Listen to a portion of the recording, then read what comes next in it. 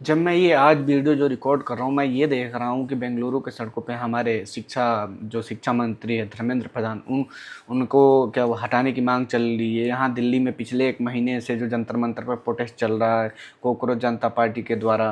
और यहाँ पे मैं आपको ये बता देना चाहता हूँ कि जो आज की वीडियो होगी वो हम सबको देख के बात करते हैं। यहाँ पे कोई न्यूज़ वालों की बात नहीं होगी। जो आज की जो ये वीडियो बनेगी ये हमारी खुद की थिंकिंग या मेरी सोच जो भी है उस पे वीडियो बनाते हैं। तो चलिए आते हैं। और जो ये मेरा ओपिनियन है शायद ये आपको पसंद ना आए, लेकिन मैं फिर भी आपको ये बताना चाहता हूँ कि मैं पीजी जिसके जो वो लीडर है मैं इनको बिल्कुल सपोर्ट नहीं करता। पता नहीं क्यों मुझे शुरू से लगता है कि इनका कोई पॉलिटिकल एजेंडा है जो ये सिद्ध करने में लगे पड़े हैं शुरू से।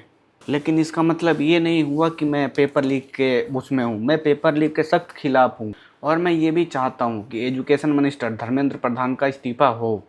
फिर आप लोग ये बोलेंगे कि आप मूवमेंट को सपोर्ट नहीं करते, लेकिन मूवमेंट के जो डिमांड है उनको आप सपोर्ट करते हो। हाँ, मैं एग्जैक्टली यही सोच रहा हूँ, यही समझ रहा हूँ। और इस वीडियो में कोई कॉन्ट्रडिक्शन नहीं रहेगा। मैं आप जब ये वीडियो देखोगे शुरू में आपको ऐसा लगेगा कि ये क्या बोल रहा है, लेकिन जैसे ही वीडियो धीरे धीरे आगे बढ़ती जाएगी आपको ऐसा लगेगा ये तो क्या ही बोल गया।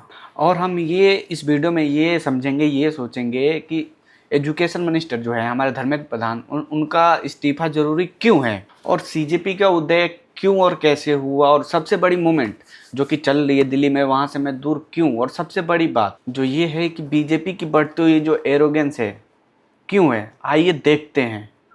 3 मई 2026 नीट का एग्जाम होता है। 20 लाख से ज़्यादा बच्चे बैठते एग्जाम देने। रिपोर्ट में पता चलता है, इन्वेस्टिगेशन जो होता है उसमें पता चलता है कि राजस्थान से एक पेपर में जो कि 140 क्वेश्चन है वो नीट के 140 क्वेश्चन से कैसे मैच कर गए।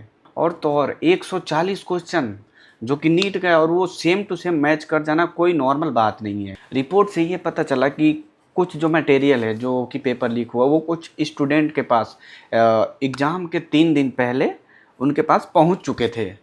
एनटीए एग्ज़ाम कैंसिल करती है और 20 लाख जो बच्चे उनका मेहनत धारा का धारा रह जाता है। जो बच्चे 2 साल से कोटा, पटना, पता नहीं दिल्ली कहाँ कहाँ पढ़ रहे, सबका मेहनत बेकार हो जाता है। और उनसे ये बोला जाता है कि भैया आपको जो है फिर से एग्ज़ाम देना पड़ जाएगा। जो नीट के स्टूडेंट होते हैं वो कोई बड़े घर के बेटे नहीं होते, मतलब छोटे छोटे घरों के लड़के होते हैं और जिनका सपना होता है, जिसके क्या बोलते हैं, जो बच्चे जिनके माँ बाप उनको उनके ऊपर लोन लेकर उन्हें पढ़ाते हैं, जिनका वो ड्रॉप ईयर चल रहा होता है। लेकिन जब आप उससे कहते हो कि भैया सिस्टम तो फेल हो गया, आपको दोबारा एग्ज़ाम देना पड़ेगा, तो आप उसकी एक डेट नहीं बदल रहे हो, आप उसकी नींद, उसकी हेल्थ, उसकी सेल्फ जो है क्या बोल सब कुछ आप फिर से दोबारा दाव पे लगाते हो। और कुछ बच्चे जो हैं जो ये प्रेशर नहीं झेल पाए, आज उनकी फ़ोटो जो है जंतर मंतर पे लगी है, उनके सामने कैंडल जल रहा है।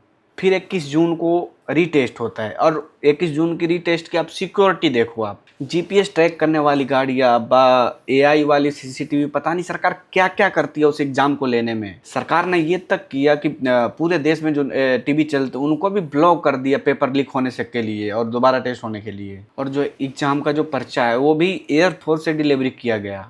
जितना प्रबंध जो इंतजाम में होता है जो इन्होंने जो अब करवाया, अगर ये उस टाइम पे अगर करवा लेते तो पेपर लीक का कोई मतलब ही नहीं होता, ना पेपर लीक होता। सब भी छोड़ो, अगर इन्होंने जितना इंतजाम से सोनम वांगचुक जी को प्रोटेस्ट उठा के ले गए, अगर उतने इंतजाम से अगर ये पेपर रखते तो ये नौबत ही ना आती है जंतर मंतर पे जो भी चल रहा है।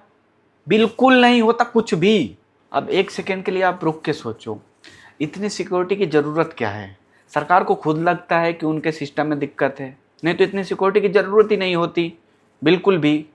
आप ज़रा खुद सोचो कि जब आपको एक एग्ज़ाम कराना है उसमें आपको जेमर और क्या बोलते टीवी बंद करवा देते हो, तो गलती उसमें नहीं है, पेपर में गलती उसमें है जो ये पेपर करवा रहा है, पूरे सिस्टम में है। पूरे सिस्टम की ये गलती है, ना कि किसी एक की है।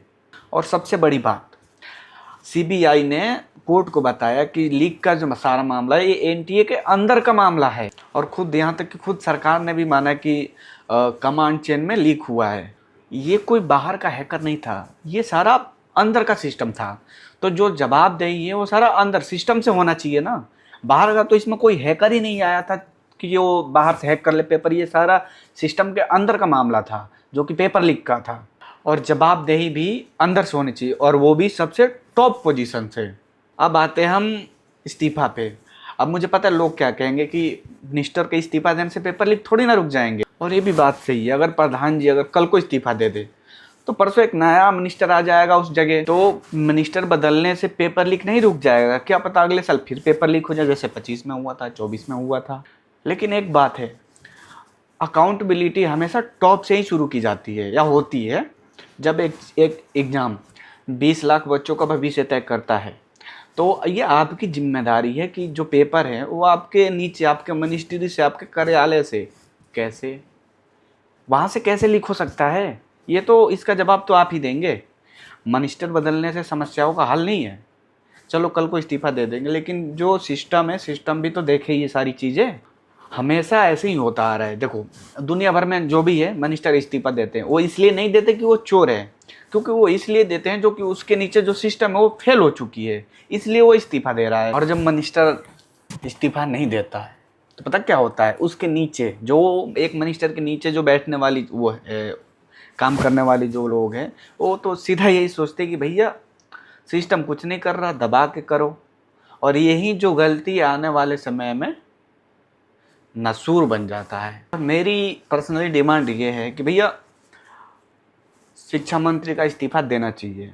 अकाउंटेबिलिटी का प्रिंसिपल यहाँ लागू होना चाहिए बिल्कुल।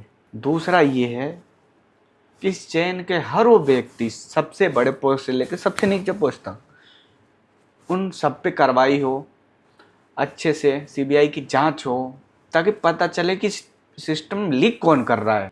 चाहे वो एनटीए का इनसाइडर हो, या स्कूल की प्रिंसिपल हो, या पेपर बेचने वाला दलाल हो, या फिर पेपर खरीदने वाले वो रईस जादे हो, जो कोई भी पैसे से पेपर ना खरीद सके, बेल पे घूम के 1 साल बाद फिर वापस लौट आते हैं। तीसरा ये है कि सिस्टम ऐसा बनाओ जो लीक करना बिल्कुल ही ना हो, जो लीक हो ही ना पाए, सिस्टम को ऐसा तैयार करो। नीट पेपर को कंप्यूटराइज करो। जेई काफ़ी समय पहले से ही कंप्यूटर का हो चुका है, सारा पेपर कंप्यूटर पे होता है, लेकिन नीट आज भी पेन पेपर पे टिका पड़ा है। इसको भी कंप्यूटर वाला करो, सारा सिस्टम कंप्यूटराइज करो।